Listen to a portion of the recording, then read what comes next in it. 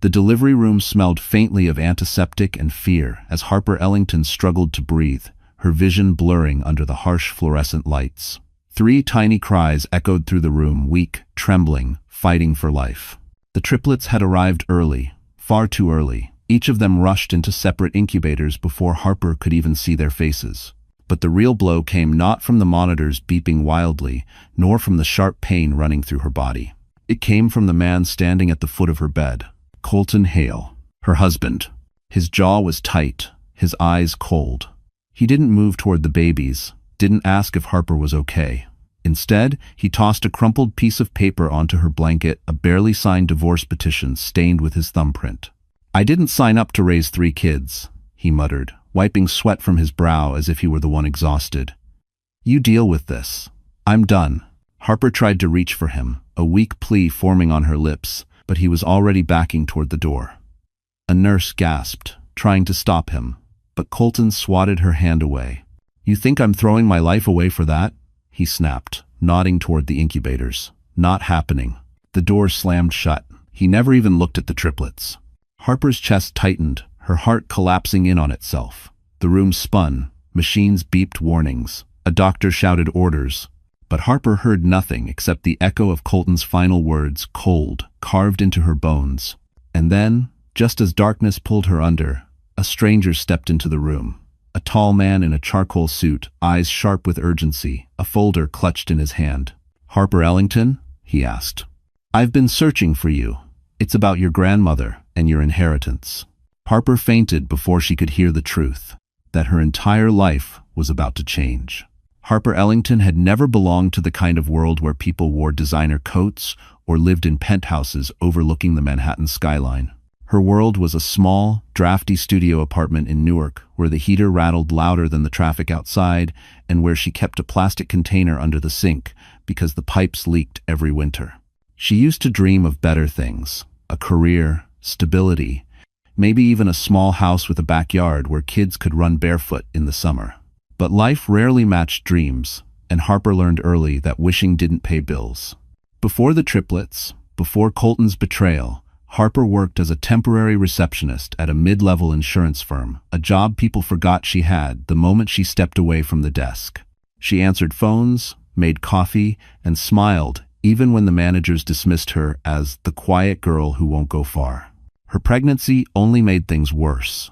The day she told her supervisor she was expecting before she even knew it was triplets, he forced a polite smile and said, "Of course, congratulations," while sliding a termination form into a drawer. 2 weeks later, they no longer needed temporary staff. Harper cried in her aging Toyota in the company parking lot, clutching the box of her belongings, an old mug, a bent notebook, and a single photo she kept of her mother. She wiped her tears before driving home because she didn't want Colton to see how broken she felt. But Colton already saw her as a burden. When they met 3 years earlier, he had seemed charming, ambitious, the kind of man who talked about building a future. Harper believed him. Back then, she wanted so desperately to be loved that she ignored the warning signs, the excessive drinking, the casual cruelty brushed off as jokes, the way he rolled his eyes when she talked about her day. But after she became pregnant, everything sharpened. The jokes became insults. The late nights became obvious affairs. The man she thought she married disappeared, replaced by someone colder than the winter air leaking through their apartment windows. And yet, Harper kept trying, because she didn't want her children to grow up without a father, because she didn't want to fail at the one thing she had hoped for, family. But life had other plans. As the pregnancy progressed, her doctor whispered words that stole her breath. Triplets. 3 lives, 3 hearts beating inside her, 3 reasons to stay strong, and 3 reasons for Colton to walk away. From then on, everything became harder. She couldn't afford fresh groceries, so she learned to stretch canned soup into 2 meals. She sold her old MacBook to pay for prenatal vitamins. She hid the disconnect notices behind the fridge so Colton wouldn't yell. Her body ached constantly from carrying 3 babies, and she fainted twice walking up the stairs. But she kept going. She always kept going, because she believed foolishly that love might still be enough. But the night she went into labor, collapsing against the kitchen counter as her water broke, Harper finally realized the truth. She was alone. Colton never intended to stay. and the world she tried so hard to build was never real. Now, as she lay in that cold hospital bed hours after giving birth, her heart fractured beyond recognition, she had no idea that everything she'd lost was about to be replaced by a life she never imagined belonged to her. And the man who walked into her hospital room would be the key to that impossible truth. The first time Harper Ellington saw Manhattan again, it didn't feel like a city. It felt like another planet. A sleek black SUV picked her up from the hospital 2 days after she gave birth. The triplets remained in the NICU, each barely bigger than her hand, each hooked to tubes and machines that hummed like distant thunder. Harper insisted on staying with them, but the hospital encouraged rest. "Just for a few hours," they said gently. She reluctantly agreed, not knowing her entire world was about to shift.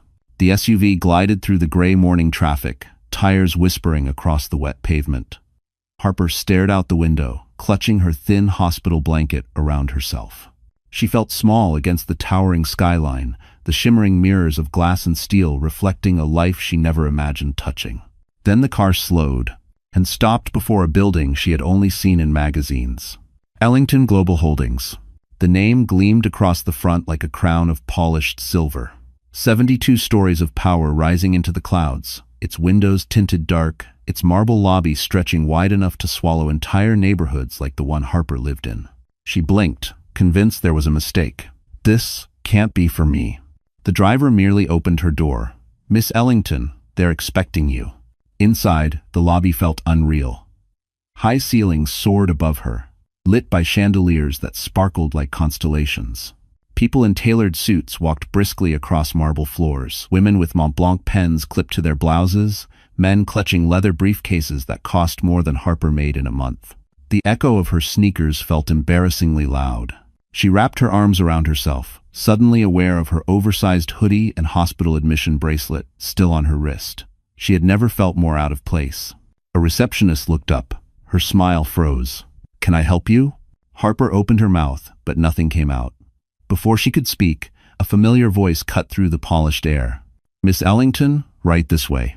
Grayson Locke, the man from the hospital room, walked toward her with the calm certainty of someone who owned the ground he stepped on.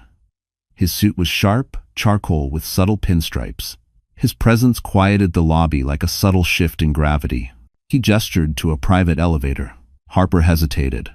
"Are you sure you have the right person?" His gaze softened, not pity, but recognition. "More sure than you think." The elevator doors slid shut, lifting them swiftly above the city. Harper's ears popped as floor numbers blinked by. "You didn't know your grandmother," Grayson said quietly, "but she spent years looking for you. She believed someone hid you from the Ellington family for a reason." Harper's pulse quickened. "I'm nobody," she whispered. But Grayson shook his head. "Harper, you're an Ellington. And everything your grandmother built, every tower, every investment, every asset belongs to you." The elevator chimed. The doors opened to a panoramic boardroom, floor-to-ceiling glass overlooking Fifth Avenue. The city sprawled out like a glittering map. A long marble table sat in the center, surrounded by stern faces in tailored suits. Harper stepped inside. Every head turned. Every expression said the same thing. "She doesn't belong here." And before Grayson could say a word, one board member stood and pointed accusingly. "That girl is an imposter." Harper froze, and the real battle for her inheritance began. Colton Hale had always been the kind of man who looked successful long before he ever earned success. He wore ambition like a tailored suit, sleek, polished, and designed to impress. But underneath the charm, beneath the smirk that fooled Harper for far too long, lived something far uglier. Hunger. The kind that devours everything in its path. Even before the triplets, Harper had sensed the shift. Colton became distant, irritable, always staring at his phone with a grin he never showed her anymore. Nights grew later, excuses multiplied. The scent of cheap perfume on his collar became so frequent that Harper stopped mentioning it.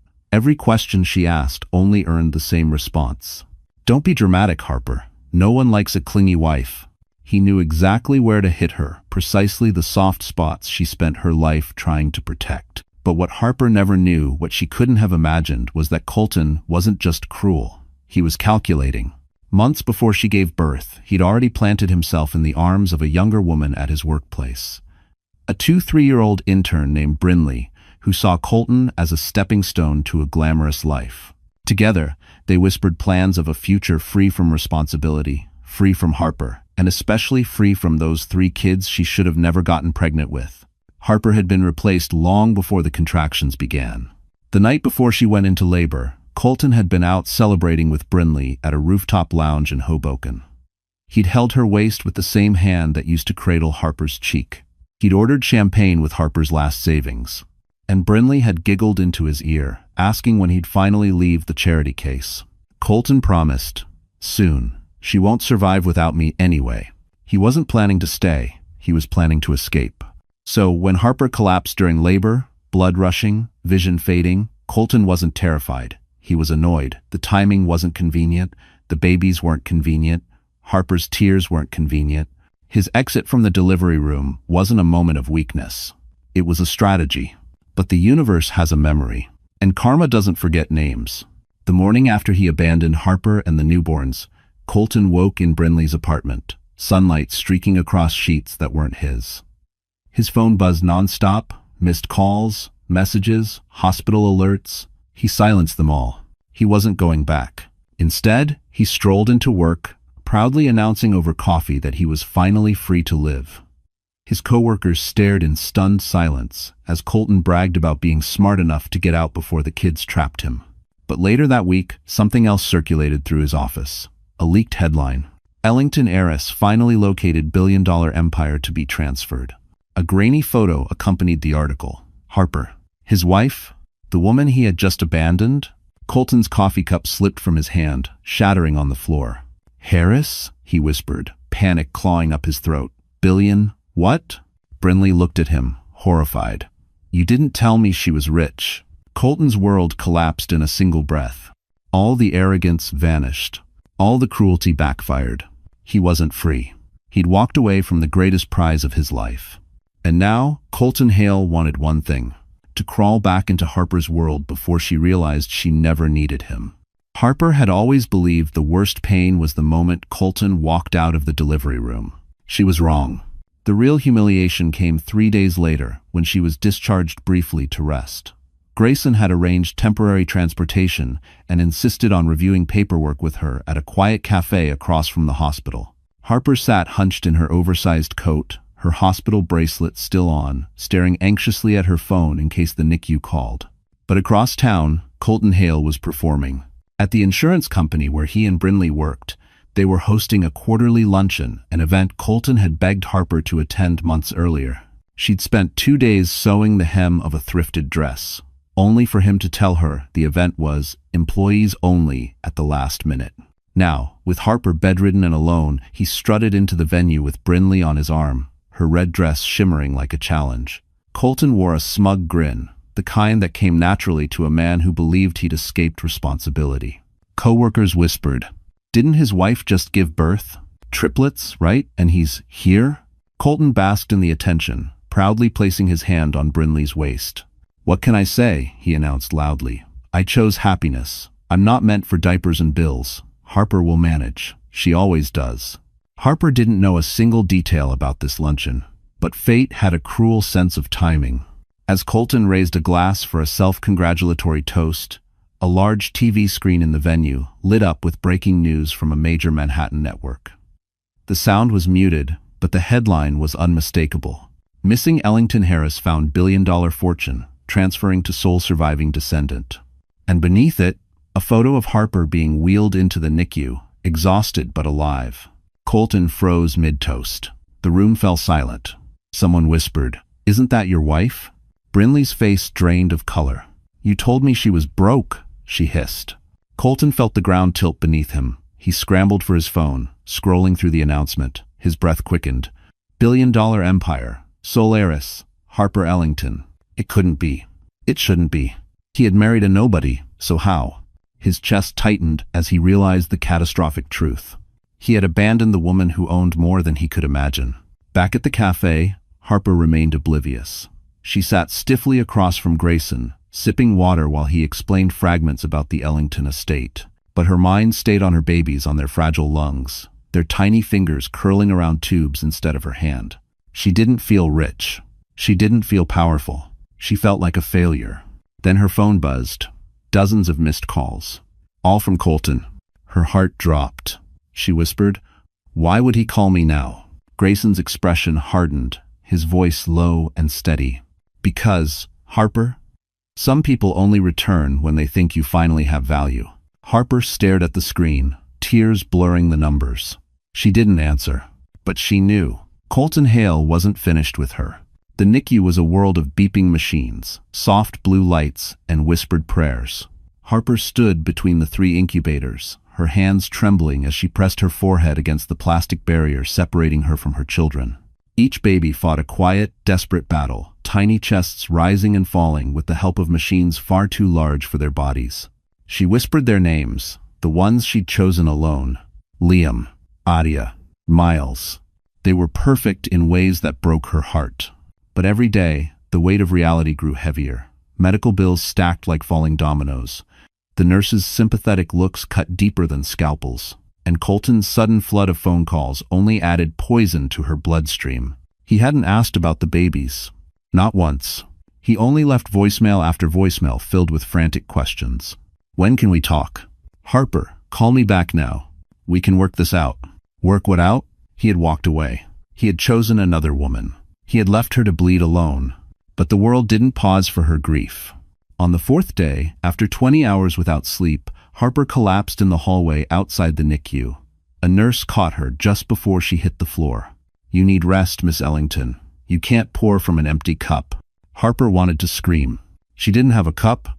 She was running on fumes, on fear, on the thin thread of determination that her babies deserved a mother who didn't break. But she was breaking.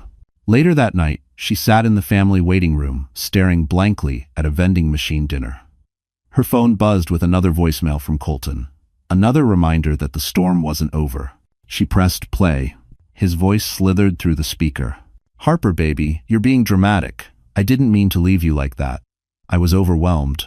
She clenched her jaw. The lie was so easy for him. Then came the hook. "I heard you're coming into some money. Let's talk. I think we can fix our marriage." Her stomach twisted. There it was. Not remorse, opportunity. Not love, greed. Harper covered her mouth as a sob escaped. She hated crying. It made her feel small, invisible, like the people who looked down on her were right. She curled into the hospital chair, hugging her knees, wishing the world would stop spinning. That's when Grayson Locke appeared in the doorway, sleeves rolled up, tie loosened, his expression softer than she had ever seen. "You shouldn't be alone tonight," he said quietly. Harper wiped her face with the back of her sleeve. "I don't want anyone to see me like this." Grayson crouched beside her, his voice steady, grounded. "People drown in silence, Harper. Let someone throw you a rope." His words shattered something inside her, not in a painful way, but in a way that reminded her she was still human, still allowed to feel. But before she could speak, her phone buzzed again. This time, a text from an unknown number. "We need to talk about the inheritance. Someone else is claiming to be the Ellington heir." Harper stared at the message, her pulse pounding. As if she didn't have enough battles, now someone was trying to steal her identity. Harper stared at the unknown message glowing on her cracked phone screen. Someone else is claiming to be the Ellington heir. Her breath caught. She already felt like an imposter in a world she didn't understand. Now someone else was trying to replace her entirely. Before panic could swallow her, Grayson gently took the phone from her trembling hands. His expression darkened as he read the message, the muscle in his jaw tightening. "This is what I was afraid of," he murmured. "What do you mean?" Harper's voice cracked, exhaustion slurring her words. He hesitated only for a moment. "Your grandmother suspected that the board would fight her decision. They never wanted her assets to go to a missing granddaughter they couldn't control. Someone is taking advantage of that fear." Harper shook her head. "But I don't even know her. I don't know any of them. Why would they care?"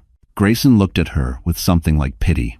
"Because the Ellington Empire isn't just money, it's influence, it's power. Whoever controls it controls half of Manhattan's business pipeline." Her stomach twisted. She felt sick, not from childbirth, not from exhaustion, but from the terrifying realization that her life wasn't just changing, it was under attack. Grayson helped her to her feet. "We need to go to the Ellington archives. Now, before whoever is pretending to be you gets further." Harper didn't feel strong enough to walk, let alone confront a billion-dollar conspiracy. But something in Grayson's voice steadied her, an anchor in the chaos. They left the hospital through a back entrance to avoid reporters already gathering outside. Harper kept her hood over her head, her body still weak from surgery. Every step throbbed, every breath felt sharp. The SUV drove them to a private entrance beneath the Ellington building. A steel door opened with a fingerprint scanner, revealing a long corridor lined with portraits of Ellington family members, people Harper had never known. She was a ghost walking through her own lineage. Inside the archives room, a woman in a navy suit stood waiting. Her name was Miranda Shaw, senior legal counsel. She held a thin envelope bound with red string. "Miss Ellington," Miranda said softly, "I've been safeguarding this until the rightful heir arrived." "Are you sure I'm the rightful one?" Harper's voice trembled. "Because someone else seems very sure." Miranda exchanged a grim look with Grayson. "They're forging documents. They have a fabricated birth certificate and a fabricated DNA test. And the board is panicking. Some of them want to believe it because, frankly, they don't want you." Harper's chest tightened. She wasn't wanted by Colton. She wasn't wanted by her job. And now she wasn't wanted by her own bloodline. Miranda opened the envelope. Inside lay a single item, a sealed envelope, handwritten by Eleanor Ellington herself. "To my granddaughter, Harper." Harper's legs nearly buckled. Grayson caught her elbow. "Open it," he whispered. With trembling hands, Harper broke the seal. Inside were three things. A signed succession letter naming her the next head of Ellington Global. A photo of Eleanor holding Harper as a baby. And a handwritten note. "They will doubt you, but you are mine, and one day you will rise where they tried to bury you." Harper felt tears spill down her cheeks. This wasn't just proof. It was a promise. But before she could breathe, Miranda's phone rang. She paled. "They've brought the impersonator to the boardroom. They're moving to vote immediately." Grayson's eyes sharpened with fire. "Harper, we need to move, now. Because if they didn't, her stolen destiny would be signed away forever." The ride back to the executive floors of Ellington Global felt like a countdown to war. Harper clutched Eleanor's letter against her chest, the ink still faintly smelling of age, and something softer, lavender, maybe. A scent of a grandmother she never knew, a life she never lived. Grayson walked beside her with long, purposeful strides, radiating the kind of authority that made people step aside instinctively. His phone buzzed non-stop legal updates, board alerts, messages from executives panicking about the sudden second heir. But he ignored them all. His attention never drifted far from Harper. "Whatever happens in that room," Grayson said as they approached the private elevator, "do not doubt who you are. They're counting on you being too scared to fight back." Harper swallowed hard. "I am scared." "I know," he said gently, "but you're also an Ellington. Fear doesn't disqualify you, quitting does."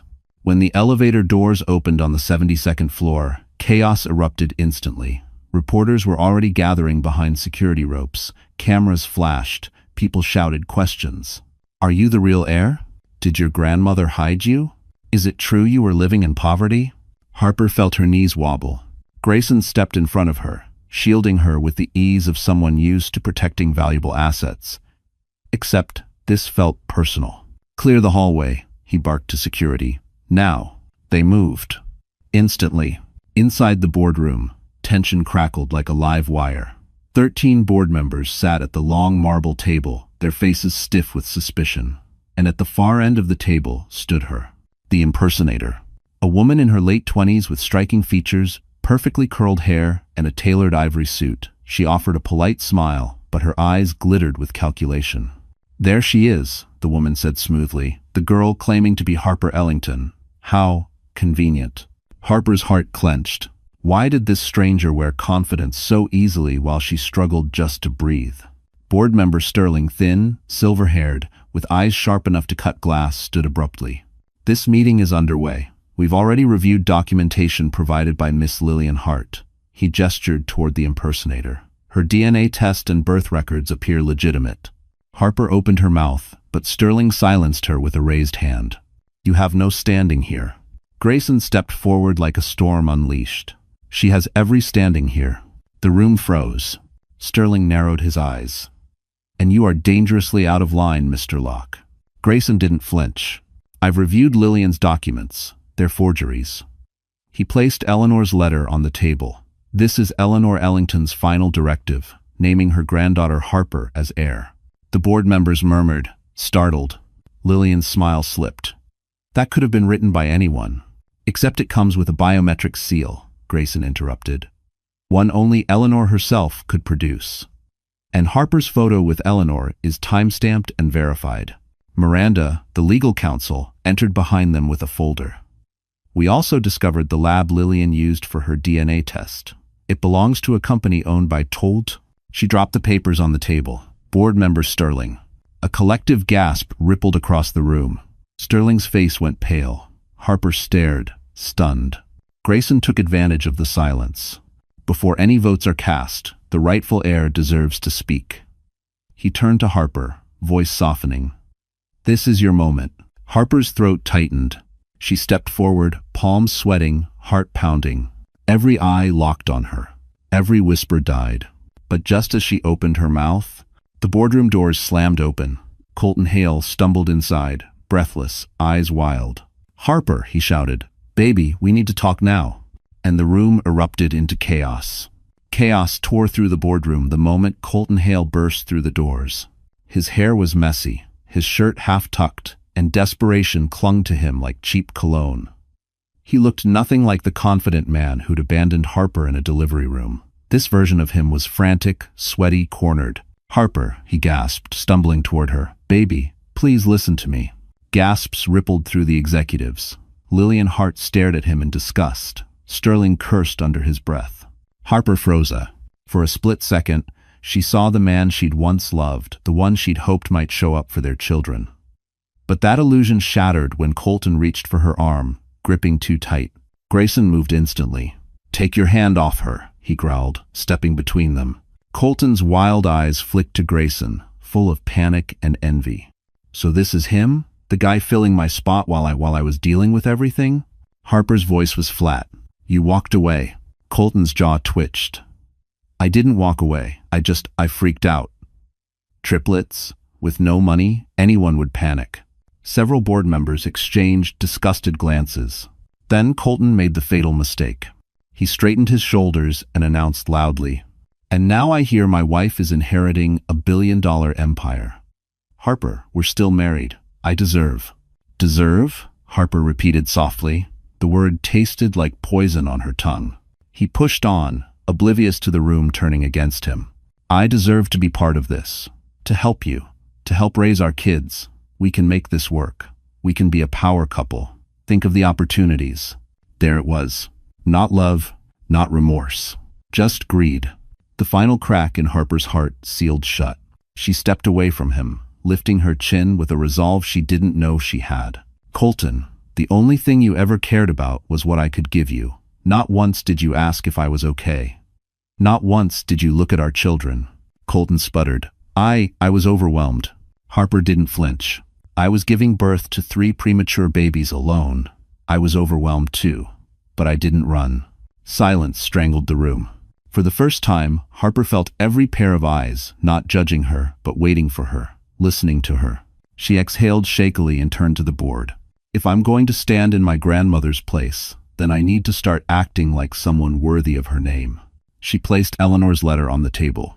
This is my birthright. I won't let anyone steal it, not Lillian, not Sterling, and not the man who abandoned me. Colton roared, Harper, you can't do this to me. Grayson stepped closer, voice icy. She's not doing anything to you. She's simply refusing to let you keep hurting her. Security guards appeared at the doorway. Harper looked Colton in the eye one final time.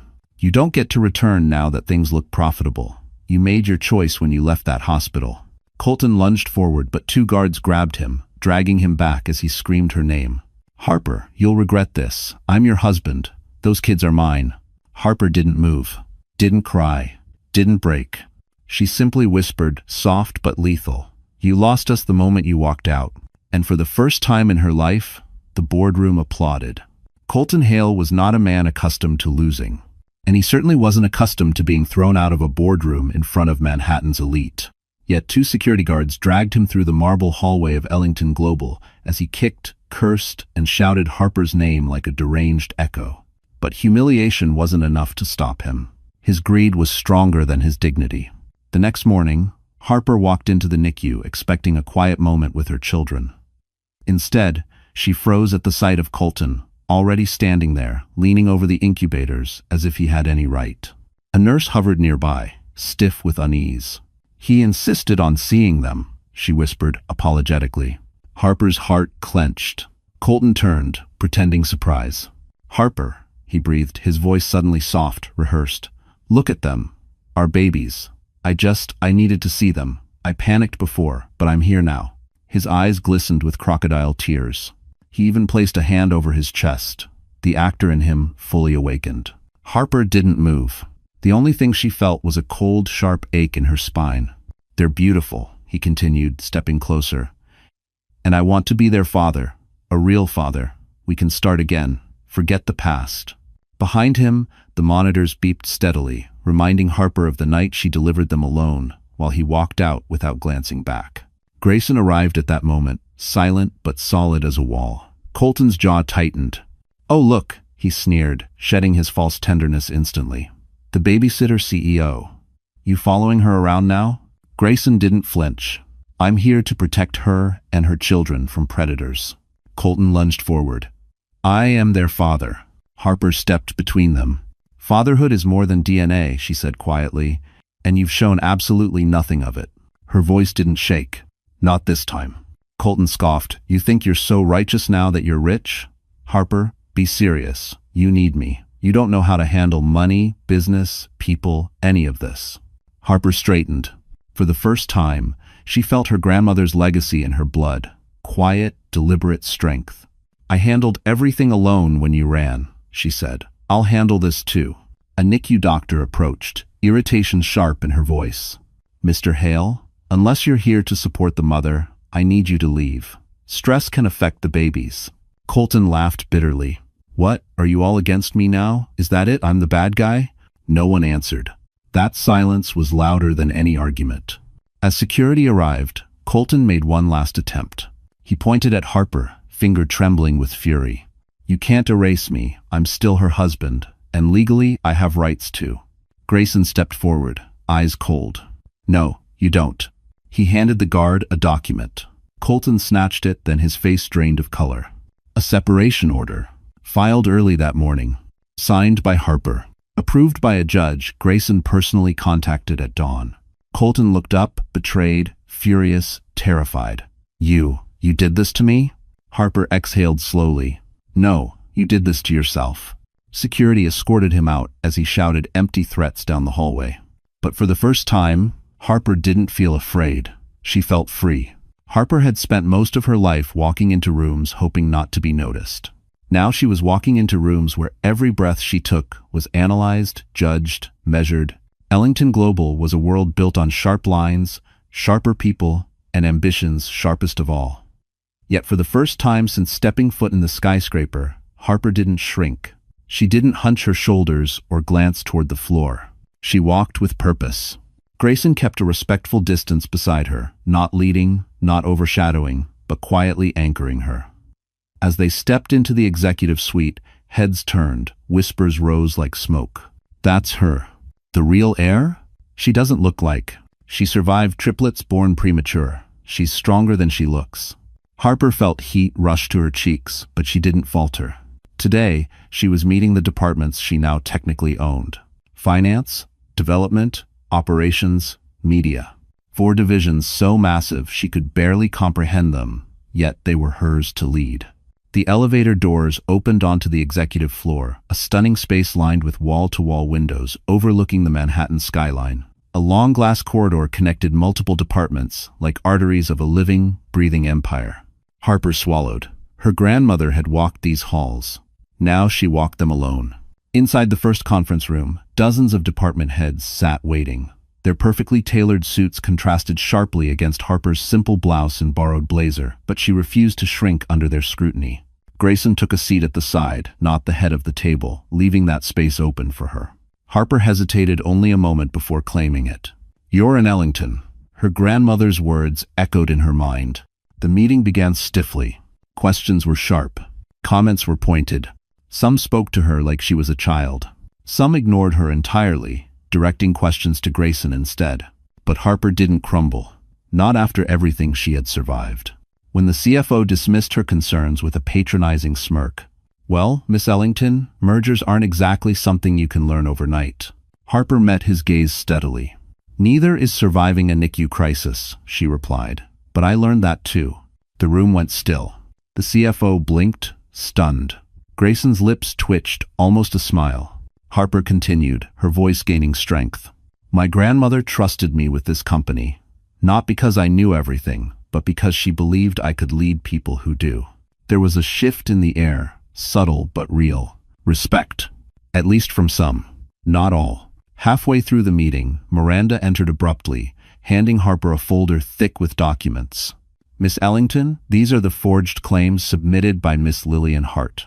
Gasps spread across the table. Lillian's name was already circulating as the fraud attempting to steal the empire. Harper straightened. "Thank you," she said softly. Then, addressing the room, "From this moment, Ellington Global will not tolerate corruption in or around our board." A bold statement, one her grandmother would have approved. Then, as if the universe wanted to test her newfound courage, her phone buzzed. A text from an unknown number. "If you think Lillian was the only threat, you're wrong. Someone inside Ellington wants you gone." Harper's pulse quickened.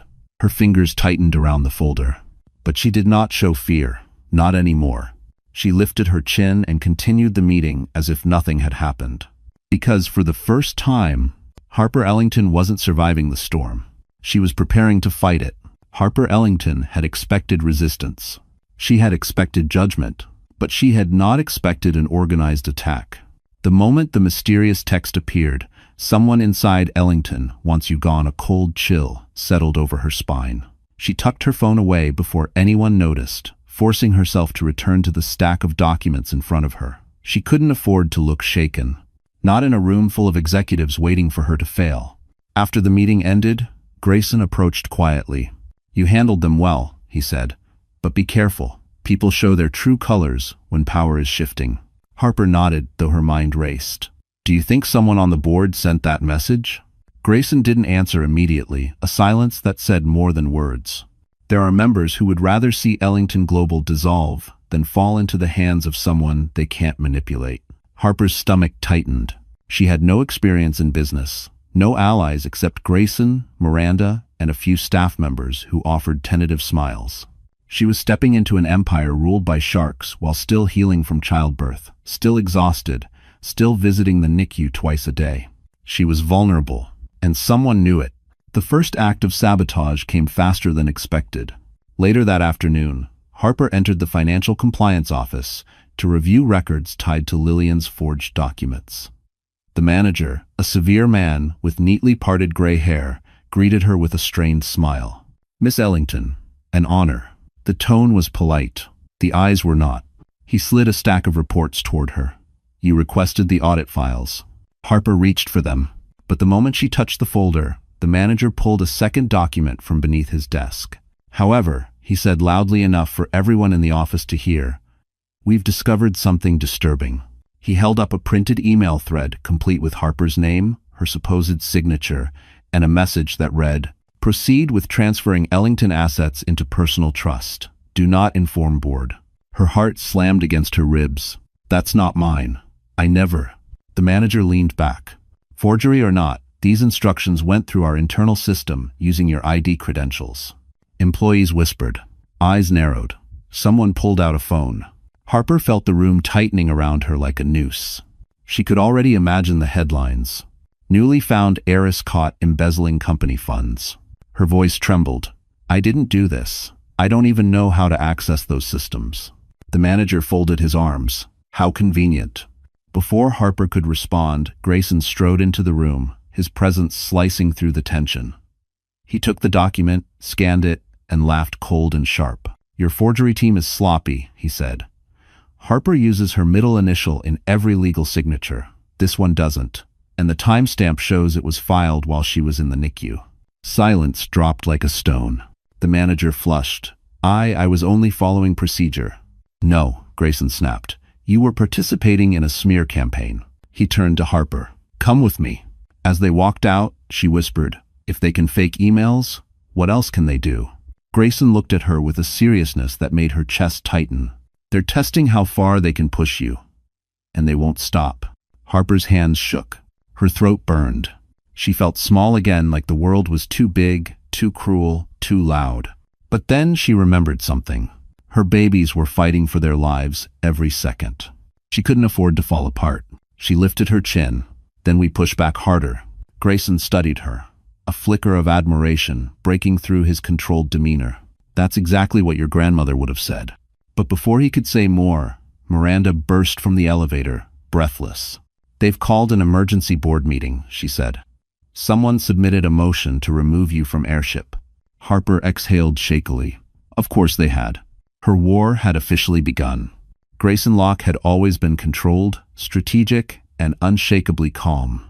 But that calm broke the moment Miranda announced the emergency board meeting to remove Harper as heir.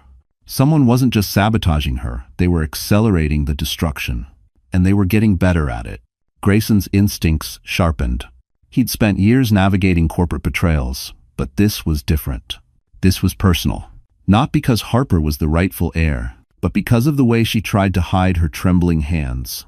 The way she carried her pain quietly, like someone used to suffering alone. He wasn't going to let them destroy her. Instead of taking Harper to the boardroom, Grayson led her into his private office, a fortress of dark wood, glass walls, and quiet power. He shut the door and immediately pulled up a secure server on his laptop. Harper blinked. I thought we needed to get to the meeting. We will, he said, but not unarmed. She frowned. What are you doing? Grayson's fingers flew across the keyboard, finding who forged those emails. Within minutes, lines of encrypted code filled the screen.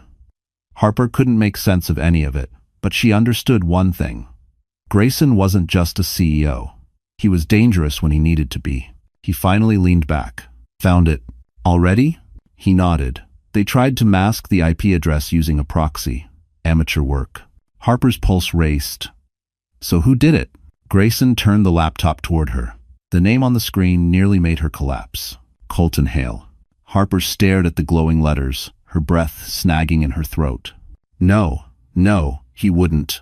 Grayson's voice was steady but ice-cold. He did. The files didn't lie. Forged emails, fake asset transfers, a template for digital signatures, and a trail of messages between Colton and an anonymous partner inside Ellington Global. Harper's chest tightened painfully. She had known Colton was selfish. She had known he only crawled back because of the inheritance. But this level of malice was something she couldn't comprehend. He's not alone, Grayson continued. Look at this. He pulled up a payment trail, thousands of dollars transferred from a hidden account connected to Colton, straight to board member Sterling. The same Sterling who tried to silence Harper. The same man tied to Lillian's forged DNA test. The same man calling the emergency meeting. Harper pressed a shaking hand to her forehead. Why? Why would Sterling help him? Grayson folded his arms. Because if the board removes you, Sterling becomes acting controller of the Ellington Trust, and Colton gets access to your assets through you. The room spun. Harper gripped the edge of the desk. So, they plan to take everything? Everything, Grayson confirmed, including custody leverage. They needed you powerless before the babies came home. Harper felt sick. A cold, hollow ache spread through her chest. Her children, her tiny fighters, were part of their scheme. They would have used them, weaponized them, stolen them. Tears blurred her vision. How could he do this to his own children? Grayson lowered his gaze. He doesn't see them as children. He sees them as assets. Harper covered her mouth, desperately trying not to break. But Grayson stepped closer, not touching her, but grounding her with his presence. You're not alone in this anymore, he said quietly. We fight back. Before Harper could respond, Miranda burst into the office, pale as paper. They just locked you out of the boardroom, she said breathlessly. Sterling is holding the vote without you present. Harper's spine straightened. Her grief crystallized into something sharper, something stronger. They want a war? She whispered. Then we give them one. Harper Ellington had spent most of her life apologizing for taking up space. Now she was about to take back a boardroom that was legally and rightfully hers. Sterling thought she would crumble. He thought locking the doors would shame her into retreat. He didn't understand the woman who had survived a hospital bed, a failing body, and a man who left her to give birth alone. He had underestimated the wrong Ellington. "Miranda, can we override access?" Grayson asked, striding toward the security console outside the boardroom. Miranda shook her head sharply. They engaged an executive block. Only a voting member can open it from the inside. "So Sterling locked himself in with his puppets," Grayson muttered. "Coward." Harper pressed her palms against the cool glass wall, staring at the silhouettes inside. She could see them sitting, talking, shifting nervously, already deciding her fate without her. Her chest tightened, not with fear, with fury. She turned suddenly. "If I can't get in through the door, then I want the entire company to hear what Sterling is doing." Miranda blinked. "How?"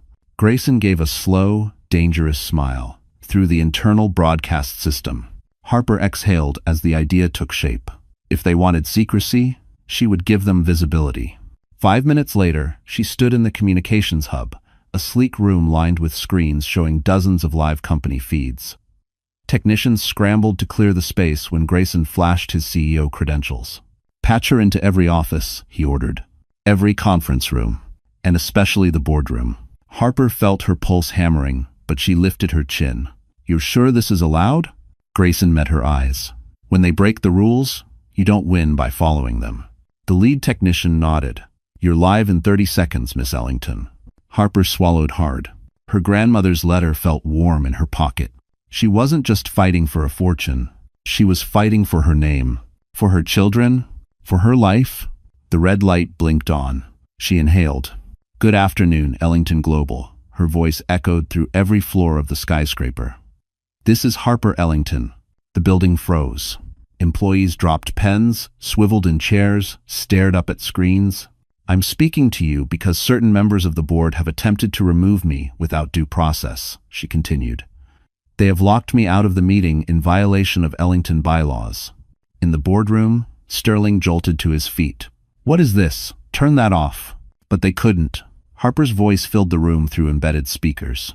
"I want you to know the truth," she said steadily. "Forged documents were submitted to challenge my identity. Fake emails were entered into the compliance system. These actions were coordinated by someone working with outside parties who want the Ellington Trust for themselves." A pause, a breath, and "I have proof." Gasps echoed across every floor. Inside the boardroom, Sterling's face drained of color. Harper continued, her voice gaining strength with every word. "My grandmother believed in integrity. She believed this company should be led by someone who values transparency. Today, I honor her by choosing to speak openly, unlike certain board members hiding behind closed doors." Sterling lunged toward the speaker system. "Shut her up." But another board member grabbed his arm. "Sterling, what exactly did you do?" He stiffened. His mask was cracking. Grayson stepped beside Harper, speaking loud enough for the building to hear. "Sterling's accomplice is Colton Hale, Harper's estranged husband. Together they forged documents to steal control of Ellington Global." The uproar was immediate. Shock, outrage, disbelief. Harper lifted her chin. "I'll join the board meeting shortly with attorneys and evidence. But until then, I want everyone in this company to know one thing." Her voice dropped into something steady, powerful, unshakable. "I am not going anywhere. And the era of corruption in Ellington Global ends today." The broadcast cut. Harper exhaled. And the building erupted, not in chaos, but in applause. The Ellington Annual Charity Gala at the Plaza Hotel was typically a night of diamonds, champagne, and whispered alliances. Tonight, it would become the battleground where Harper Ellington reclaimed everything stolen from her. The golden chandeliers glittered like constellations as Manhattan's elite poured into the ballroom. Politicians, CEOs, media moguls, old money families whose surnames decorated museums. Reporters swarmed the red carpet, desperate for a headline. And they got one. Because the moment Harper stepped out of the black SUV, the entire entrance fell silent. She looked nothing like the fragile girl who once cried alone in a hospital hallway. Tonight, she wore a fitted obsidian gown that hugged her waist, her hair swept into a loose, elegant chignon. A single diamond drop earring, a piece from her grandmother's collection, glimmered against her neck. But it wasn't the dress that stunned people. It was the expression, calm, steady, powerful. Grayson Locke stepped out behind her, offering his arm not as a savior, but as an equal. "Ready?" he murmured. She inhaled deeply. "As I'll ever be." The press erupted. "Harper, is it true you're the heir? Are allegations of fraud real? Is the board trying to remove you? Is this your new partner?" Harper didn't answer, but the soft smile she gave was enough to send social media into a frenzy. Inside the ballroom, Sterling stood near the stage, with several board members clustered around him. His face tightened the moment he saw her. He had expected her to crumble, to hide, to retreat. He didn't expect her to rise. Across the room, Lillian Hart, still clinging to her forged identity, watched Harper with a glare sharp enough to cut glass. She stood beside Sterling, their alliance now painfully obvious. But someone else appeared in the crowd. Someone Harper hoped never to see again tonight. Colton Hale. He wore an ill-fitting suit and a strained smile, but his eyes glittered with desperation. He shoved through guests until he reached them. "Harper," he breathed, "you look incredible. Can we talk?" She didn't break stride. "Security," Grayson said calmly. 2 guards intercepted Colton, but he struggled. "Harper, you can't ignore me. I'm your husband. We should be entering together." Gasps rippled through the crowd. Harper finally turned. "In what world," she said evenly, "does abandoning your wife during childbirth make you a partner worthy of standing beside her?" Colton froze, humiliated under the plaza's crystal chandeliers. Harper stepped past him, her voice low enough for only him to hear. "You walked out before holding your children. Now you'll watch me walk into the life you tried to steal." The room shifted as Harper approached the stage. Conversations halted, glasses paused midair. Even the orchestra quieted as she stood before the microphone. "Thank you all for coming," she began. Her voice was soft but carried effortlessly through the ballroom. "This year's gala is dedicated to integrity, something Ellington Global was built upon." Sterling stiffened. Lillian's smile twitched. Harper continued. "Some have attempted to distort that legacy, to exploit it, to steal it." Shocked murmurs flared. She held up a folder. "These documents expose orchestrated fraud from forged DNA tests to fabricated emails carried out by individuals inside this company." Grayson stepped beside her, placing additional evidence onto the podium. "And tonight," Harper said, lifting her chin, "every lie ends." Across the room, Sterling's face drained of color. Lillian stumbled back a step. Colton froze like a man standing on the edge of a cliff. Harper Ellington had just declared war, and she was winning. The ballroom had already grown tense after Harper's reveal, but nothing compared to the moment Grayson stepped forward with a remote in hand. "Ladies and gentlemen," he announced, "before we proceed with tonight's donations, Ellington Global has one more matter to address." Sterling stiffened. Lillian's knuckles whitened around her champagne flute. Colton swallowed hard, sensing something was about to blow apart violently. Grayson pressed a button. The massive LED screen behind the stage flickered. Then a video began to play. At first, the footage was grainy. Security camera timestamp blinking in the corner. Then voices emerged clear, incriminating, unmistakable. Colton's voice, and Sterling's. "Colton, if Harper thinks she's getting the inheritance, she's delusional. Once she's removed, the board signs everything over. You get your share, I get mine." Sterling, "We only need to frame her for embezzlement. The forged emails are ready." Colton, "Good. And after that, I'll sue for custody. Once I have the kids, her trust becomes accessible." Gasps exploded across the ballroom.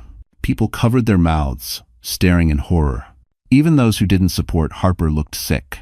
But the next line detonated the entire room. "Colton, the babies don't matter. They're leverage, nothing more." Harper felt something inside her crack, not with sadness, but with a righteous, blazing fury she didn't know she was capable of. Across the ballroom, Colton's face drained of color. He surged forward, pointing at the screen as if yelling loud enough might erase the evidence. "This is edited. It's fake. Turn it off." But Grayson's voice cut through his panic with lethal calm. The footage came from Sterling's private office servers, the same servers used to forge Harper's documents. The room erupted into shouting. Board members stood, faces pale. Lillian backed away like the ground was collapsing. Sterling lunged for the exit, only to be intercepted by 2 uniformed officers who had quietly entered minutes earlier. Miranda stepped to the microphone. "For the record, Both men are under investigation for fraud, identity manipulation, corporate sabotage, and conspiracy to kidnap minors. Colton's knees gave out. He hit the floor in front of 1,000 horrified witnesses. This was the moment Harper had been denied years ago. Justice, delivered publicly and undeniably. Security approached Colton, but he stumbled to his feet, desperate, frantic. "Harper," he screamed across the room. "Tell them this isn't true. Tell them I love you. I'm the father of your children." Harper stepped forward, calm and unshakable. "Yes," she said softly. "You are their biological father." Colton's shoulders sagged, relief flickering in his eyes. But Harper wasn't finished. She stepped closer, her words quiet but lethal. "And that is the only title you will ever hold." Gasps rippled through the crowd again. Harper continued, voice strong enough to fill the ballroom. "You abandoned me during childbirth. You abandoned them before taking your first breath as a father, and now the world knows you tried to use them as bargaining chips." Colton's face crumpled. No, Harper, please." She didn't flinch. "You made your choices. Now you live with them." Officers seized him. He thrashed, shouted, begged. Harper, don't let them take me." Grayson stepped beside her, speaking quietly but firmly. "You don't have to watch this." But Harper did. She needed to. Because for once, the pain was no longer hers. It was his. As Colton was dragged screaming from the ballroom, Harper finally exhaled. The weight she had carried for years lifted. The empire he tried to steal stood behind her. Her name was cleared. Her children were safe. And this was only the beginning. The ballroom slowly regained its rhythm after Colton's arrest, but the energy had shifted entirely. The applause had faded, the whispers had quieted, and what remained was a dense, electric silence, a silence thick with shock and respect. Harper Ellington stood at the center of it like the calm after a storm. Her gown still shimmered under the golden chandeliers, but now everyone saw more than elegance. They saw strength, resilience, a woman forged in fire. Grayson offered her a glass of water, not champagne, his voice low. "You handled that better than most trained executives." Harper managed a small smile. "I didn't handle anything, the truth handled itself." But Grayson shook his head. "No, you faced it. That's what leaders do." The praise warmed her, but only for a moment, because the truth had a price. Across the room, board members approached cautiously, like people nearing a lion that had just discovered its roar. Some congratulated her. Some apologized. Some, like Sterling's faction, kept their eyes glued to the floor, their political futures unraveling in real time. Yet Harper didn't bask in victory. All she could think about was the NICU. Her children. Their tiny hands, their fragile breaths, their uncertain tomorrow. She wasn't celebrating tonight, not really. She was surviving. As the crowd thinned, Miranda approached, holding a thick folder. "Harper, these are the preliminary filings for Sterling and Lillian. Fraud, identity theft, conspiracy. The DA wants your statement to finalize charges." Harper traced the edge of the folder, her fingers trembling not with fear, but with emotional exhaustion. "They'll go to prison?" she asked quietly. Miranda nodded. For a very long time. A weight lifted from Harper's chest, yet another settled deeper. "Good," she whispered. "But this isn't the end, is it?" Miranda shook her head. "Companies this big don't turn overnight. Sterling wasn't acting alone. There are still people who don't want you on that throne." Harper absorbed that in silence. She had just taken down a conspiracy, exposed public corruption, survived a man who saw her children as bargaining chips, and still her war wasn't over. But something inside her had shifted tonight. She no longer felt like an outsider walking through Ellington Global. She felt like someone stepping into her inheritance with purpose, not to join the fight, but to finish it. As the gala wound down, Harper stepped out onto the terrace overlooking Central Park. The cool night breeze lifted loose strands of her hair. For the first time all evening, she allowed herself to breathe deeply. She didn't hear Grayson until he was standing beside her. "It's beautiful up here," he said softly. "It is," she admitted, "but it makes me wonder what Eleanor saw from this view, if she wished I had been here with her." Grayson studied her profile, something tender flickering in his eyes. "She believed you'd change this place. She believed you'd change lives." Harper let out a shaky laugh. "I just survived childbirth and a corporate coup in the same week. I don't feel like someone who changes lives. You already have, Grayson replied. You changed mine. The words hit her chest like a soft, unexpected blow. Warm, dangerous, undeniably sincere. Harper looked away, overwhelmed by emotions she wasn't ready to name. But the moment was cut short when her phone buzzed sharply in her hand. A message from the hospital. We need you to come immediately. It's about baby Miles. Harper's heart plummeted. The night that had given her power was about to test her in the most painful way imaginable. Harper's heels clicked across the marble floor of the plaza as she ran, half stumbling, half flying toward the exit. The message from the NICU burned in her mind. We need you to come immediately. It's about baby Miles. Grayson didn't hesitate. I'm driving, he said, already guiding her through the crowd. His hand steadied her elbow as they pushed past startled guests. Harper barely registered the murmurs. Her vision tunneled. Miles. Her smallest, her quietest, her most fragile child. She kept seeing his tiny hand, no bigger than her thumb, curled around the tube that kept him breathing. The ride to the hospital was a blur of red traffic lights, honking taxis, and Harper whispering, "Please, please, please," into her hands. Grayson glanced at her between turns, the tightness in his jaw revealing a fear he didn't dare voice. When they arrived, Harper burst through the NICU doors before anyone could stop her.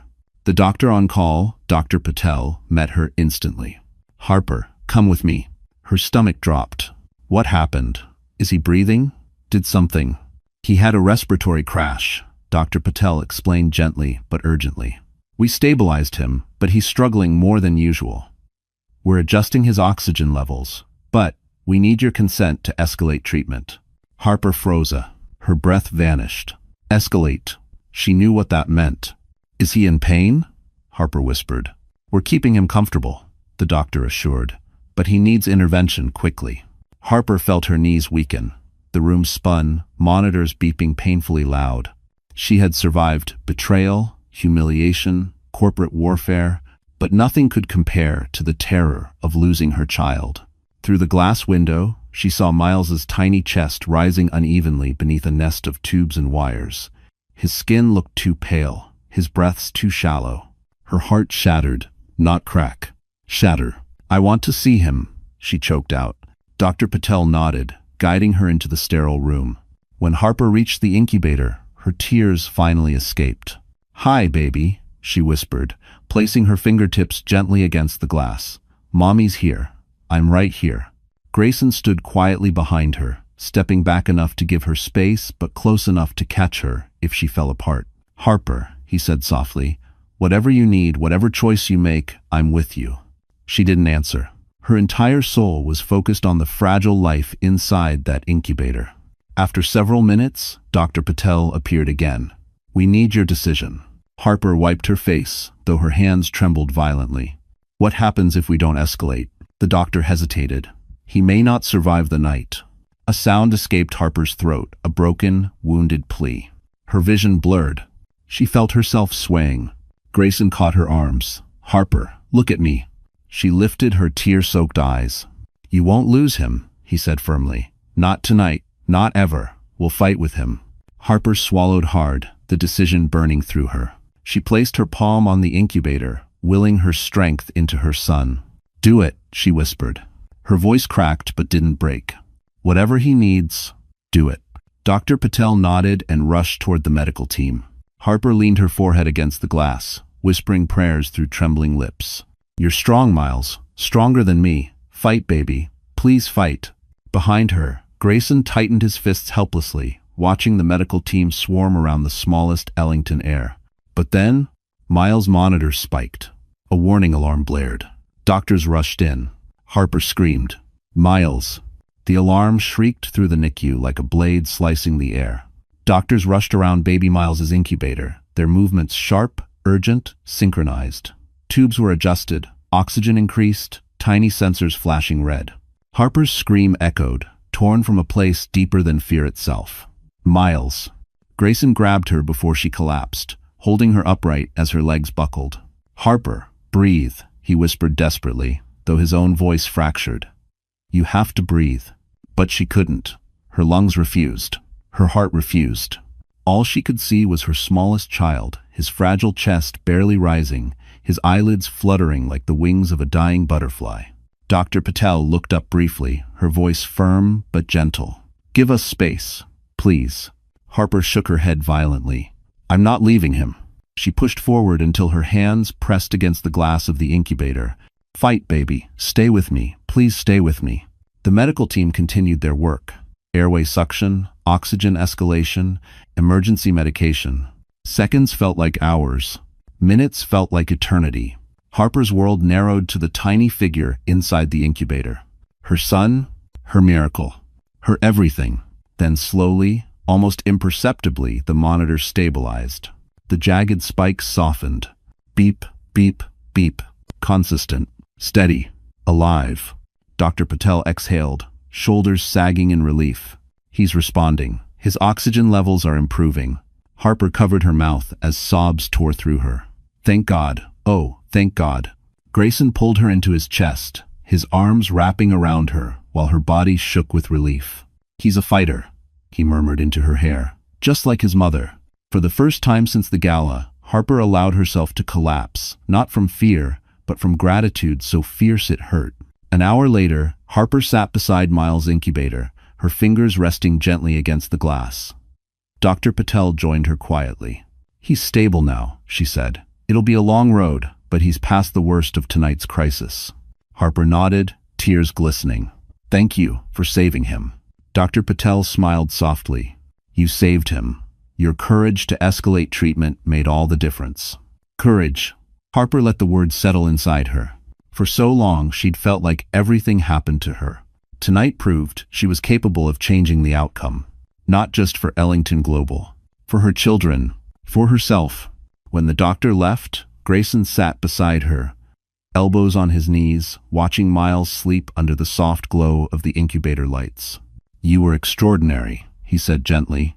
Harper shook her head. I was terrified. Courage isn't the absence of fear, Grayson replied. It's choosing to fight anyway. She looked at him, then really looked.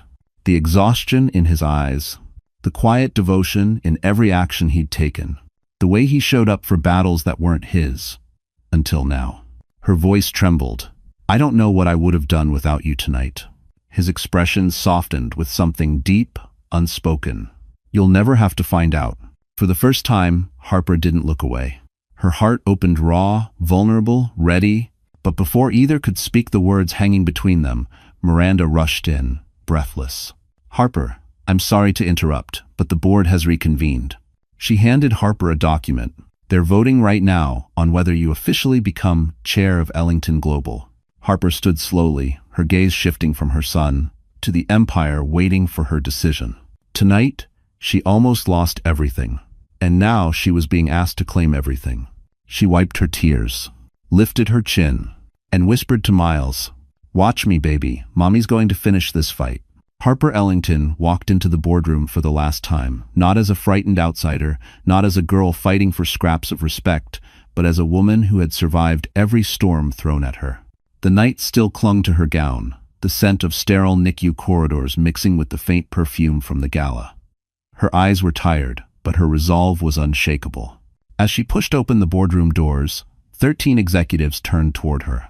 This time, they didn't look through her. They stood, all of them. Miranda whispered, astonished. They're acknowledging you. Grayson stepped beside Harper, not leading her, not shielding her, simply standing with her.